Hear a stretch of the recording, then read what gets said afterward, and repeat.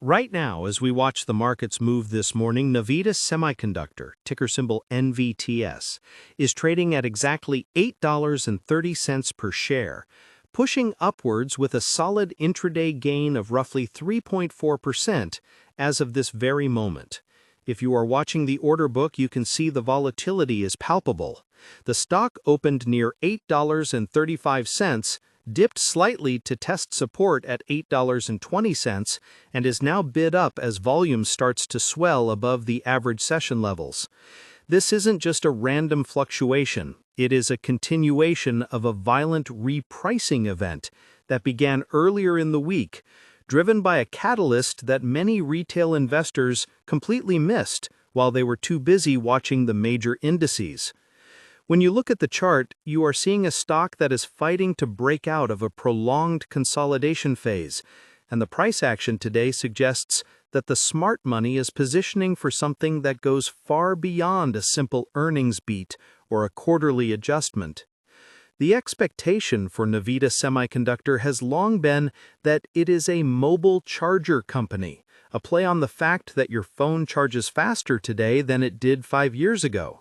That is the expectation. The reality, however, is that Navitas is currently executing one of the most aggressive pivots in the semiconductor space, effectively transforming itself from a consumer electronics commodity supplier into a critical infrastructure backbone for the artificial intelligence boom.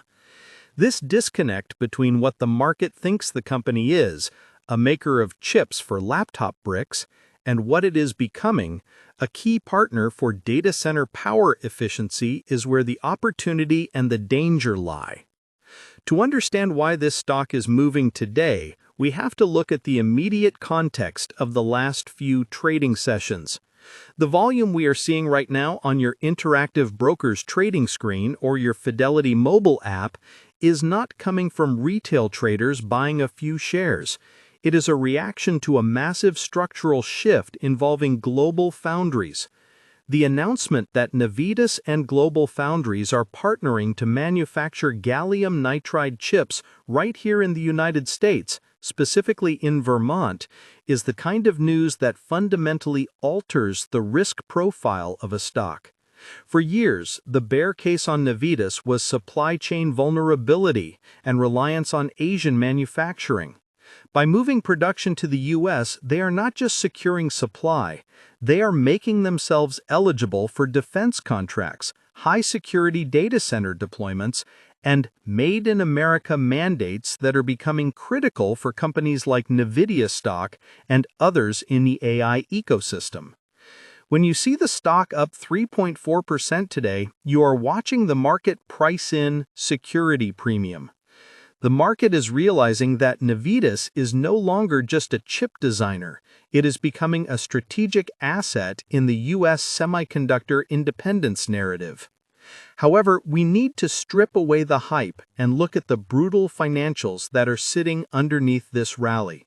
If you open up your SoFi Invest dashboard or look at the fundamentals on Schwab Intelligent Portfolios, the numbers for the most recent quarter paint a picture of a company in survival mode. Revenue came in at $10.1 million for the third quarter, which is a stark drop from the $21.7 million they posted a year ago. If you only look at that number, the stock looks like a disaster. A 50% revenue drop usually sends investors running for the hills. But here is the nuance that the Robinhood stock trading crowds might overlook. That revenue drop was intentional. Navitas is deliberately walking away from low-margin, cutthroat mobile revenue to preserve its capital and engineering resources for the high-margin data center and EV sectors. They are shrinking to grow. It is a classic J-curve strategy where financials look terrible right before they look spectacular. The question for you as an individual investor is whether you have the stomach to hold a stock that is burning cash today in exchange for the promise of dominating the 800-volt architecture of tomorrow. Let's talk about that 800-volt architecture, because that is the only reason institutional brokerage firms and hedge funds are accumulating this stock right now. Current data centers, the ones powering the AI models you use every day, run on older, inefficient power delivery systems. Silicon chips, the standard for 50 years, have hit a physical limit. They get too hot, and they are too slow to handle the massive power spikes required by AI training clusters. Gallium nitride, which Navitas specializes in, runs cooler, switches faster, and can handle vastly more power in a smaller footprint. Nvidia stock cannot keep climbing if the data centers powering their chips melt down from thermal inefficiency. Navitas is effectively selling the cooling system for the AI furnace. This is why the partnership with NVIDIA's new ecosystem is so critical. Navitas is now designing chips specifically for the server racks that will house the Blackwell and Rubin architectures.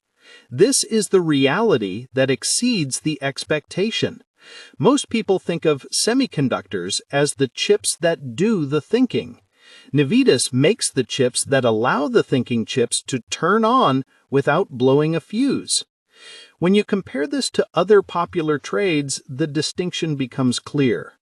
Tesla stock is a play on the vehicle itself and the software inside it. Navitas is a play on the charging station and the onboard charger inside that Tesla. It is the pick and shovel play of the electrification age. If you are using Fidelity Investments to research sector trends, you will see a massive rotation out of pure software plays and into physical infrastructure. The AI trade is moving from who builds the chatbot to who builds the power plant. Navitas sits exactly at that intersection. However, this transition is painful. The company recently raised $100 million in a private placement, which diluted existing shareholders. If you held the stock 3 months ago, you own a smaller percentage of the company today. That dilution was the cost of survival. It gave them the cash runway to get to 2026, which is when the new GlobalFoundries production line comes online. This is the tension in the stock price today.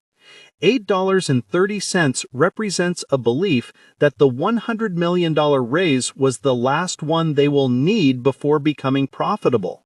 If they need to raise cash again, this stock could retest its lows. We also need to discuss the competitive landscape, because Navitas is not operating in a vacuum. Companies like Wolfspeed and OnSemi are fierce competitors in the silicon carbide SiC space. While Navitas is a leader in gallium nitride, the high voltage market is a battlefield.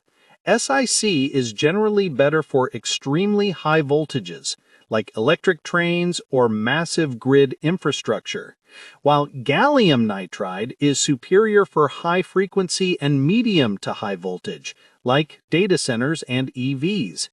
Navitas is betting that gallium nitride will eat into the SiC market as the technology matures. This is a technical bet.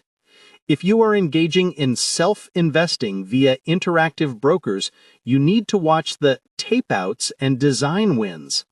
Navitas recently claimed wins with major appliance makers and expanded their footprint in the Galaxy S24 and upcoming S25 lineups.